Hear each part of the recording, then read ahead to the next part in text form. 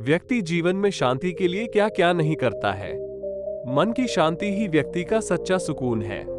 इसके लिए हमें परोपकार, दया, सच्चाई और ईमानदारी का अनुसरण करना चाहिए। आज हम एक सेठ और संत की कहानी के माध्यम से समझेंगे कि मन की शांति कैसे प्राप्त की जा सकती है।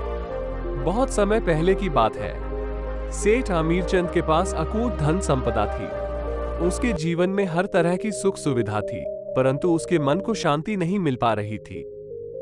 हर पल किसी न किसी बात की चिंता लगी रहती थी। इस अशांति से परेशान होकर एक दिन सेठ अमीरचंद बाहर घूमने गया।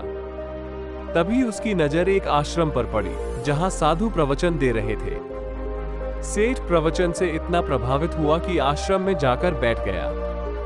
प्रवचन समाप्त होने के बाद सभी अपने घर चले गए, परंतु सेठ वहीं बैठा रहा। संत ने सेठ से पूछा, तुम्हारे मन में क्या जिज्ञासा है जो तुम्हें विचलित कर रही है? सेठ ने जवाब दिया, मेरे जीवन में शांति नहीं है।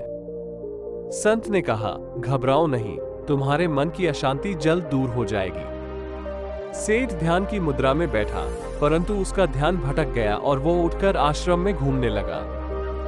वृक्ष को छूते ही सेठ के हाथ में कांटा चुभ गया और वो जोर जोर से चिल्लाने लगा। संत ने आकर उसके हाथ में दवाई का लेप लगाया। संत ने कहा, तुम्हारे हाथ में जरा सा कांटा चुभा तो तुम बेहाल हो गए।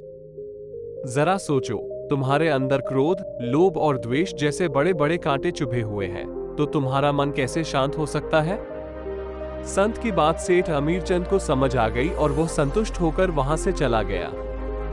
इस कहानी से हमें ये सीख मिलती है कि ईर्ष्या, घृणा, द्वेष और लोभ जैसी बुराइयों से हमेशा दूर रहना चाहिए। तभी हम अपने जीवन में सच्ची शांति प्राप्त कर सकते हैं।